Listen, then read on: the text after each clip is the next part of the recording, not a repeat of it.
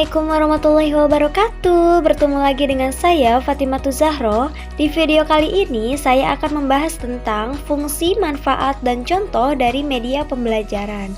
Nah, kira-kira fungsi, manfaat, dan contoh dari media pembelajaran itu ada apa saja ya? Yuk mari kita simak video berikut ini. Nah, di sini ada pengertian dari media pembelajaran.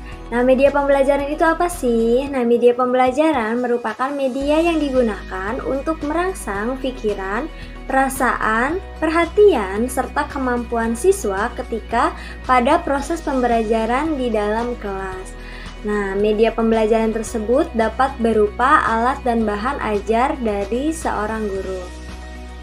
Nah, di sini ada beberapa fungsi menurut para ahli, yaitu dari Levy dan Lenz. Nah, ada 4 fungsi. Yang pertama itu ada fungsi atensi, yang kedua ada fungsi afektif, yang ketiga ada fungsi kognitif, dan yang terakhir ada fungsi kompensatoris. Nah, di sini ada fungsi atensi. Fungsi atensi itu sendiri yaitu untuk menarik dan memusatkan perhatian siswa agar semakin berkonsentrasi terhadap mata pelajaran yang diajarkan oleh seorang guru. Yang kedua ini ada fungsi afektif, yaitu untuk agar kenyamanan siswa ketika belajar membaca, misalnya pada teks bergambar.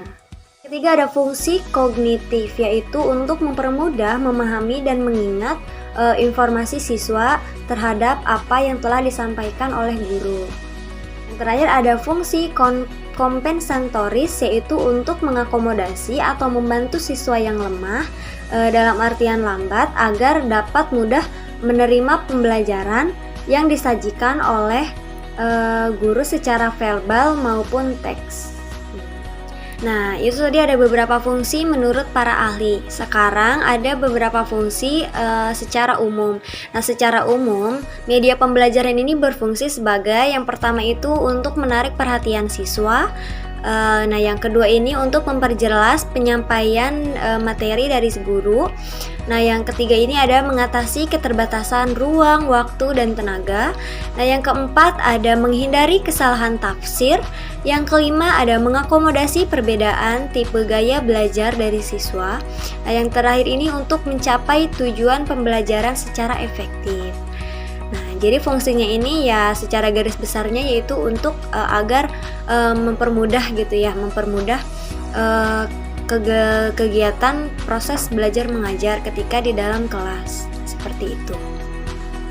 Nah, setelah tadi ada beberapa fungsi dari media pembelajaran, sekarang ada beberapa manfaat dari media pembelajaran itu sendiri. Nah, ada 2 manfaatnya, yaitu yang pertama ada untuk guru dan untuk siswa. Nah, untuk guru, media pembelajaran ini bermanfaat agar memudahkan guru dalam menjelaskan suatu materi yang rumit. Nah, yang kedua ini dalam metode pembelajaran yang digunakan bisa lebih bervariasi atau bervariatif ya. Nah, yang ketiga ini ada efisiensi dalam penggunaan waktu dan tenaga. Nah, yang keempat ada dapat lebih mudah memfokuskan perhatian murid pada materi yang disampaikan oleh seorang guru. Nah, yang kelima ini untuk menata suasana kelas agar lebih hidup dan interaktif. Nah, yang keenam untuk membuat siswa menjadi lebih aktif di kelas dan tidak mudah merasa bosan ketika berada di dalam kelas. Nah, manfaat yang terakhir ini yaitu untuk tercapainya tujuan belajar secara efektif. Di sini ada beberapa manfaat media pembelajaran bagi seorang siswa. Nah, yang pertama ini ada siswa jadi lebih memahami materi yang disampaikan oleh guru gitu. Nah, yang kedua pembelajaran lebih menyenangkan dan lebih dimengerti. Nah, yang ketiga ini kualitas belajar siswa jadi meningkat. Nah, yang keempat ada proses belajar dapat dilakukan di mana saja, baik di dalam ruangan maupun di luar ruangan sekolah, misalnya di lapangan, di ruangan kelas, misalnya kayak di lapangan atau di lab, di laboratorium, nah seperti itu. Nah, yang kelima ini untuk mendukung pembelajaran mandiri yang otodidak. Nah, yang terakhir untuk membangkitkan motivasi, minat, dan keinginan belajar dari siswa. Nah, jadi media pembelajaran ini sangat berpengaruh ya dalam kegiatan pembelajaran di dalam kelas. Nah, untuk guru jadi memudahkan guru dalam menyampaikan materi gitu. Materi apa nih yang mau disampaikan. Nah, jadi udah terstruktur gitu. Nah, media pembelajaran untuk siswa juga jadi siswanya juga jadi lebih mudah gitu memahami. Nah, contohnya ini ada pada pembelajaran matematika di materi bangun ruang. Nah, ketika seorang guru menyampaikan materi dengan media pembelajaran, misalnya itu seperti membuat balok atau kubus dalam karton yang dibentuk dari karton gitu. Nah, itu akan penjelasan dari guru itu akan cepat sampai ke siswa gitu karena ada medianya gitu, ada medianya yang berarti siswa dapat melihat dan memperhatikan secara jelas gitu maksud dari pembelajaran bangun ruang tersebut.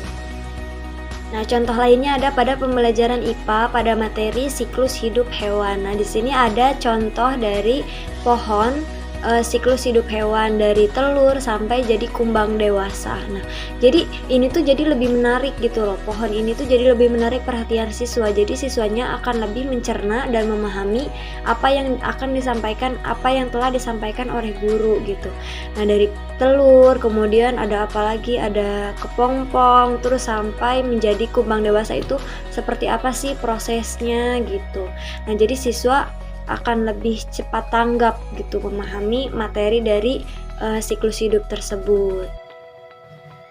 Jadi kesimpulannya yaitu fungsi media pembelajaran itu untuk tercapainya tujuan pembelajaran secara efektif dan juga manfaatnya ini untuk memudahkan guru dalam menjelaskan materi pembelajaran serta agar siswa jadi lebih memahami materi dari pembelajaran ketika di dalam kelas. Terima kasih. Nah, mungkin segitu saja materi dari saya mengenai fungsi dan manfaat dari media pembelajaran. Semoga bermanfaat untuk kita semua. Wassalamualaikum warahmatullahi wabarakatuh.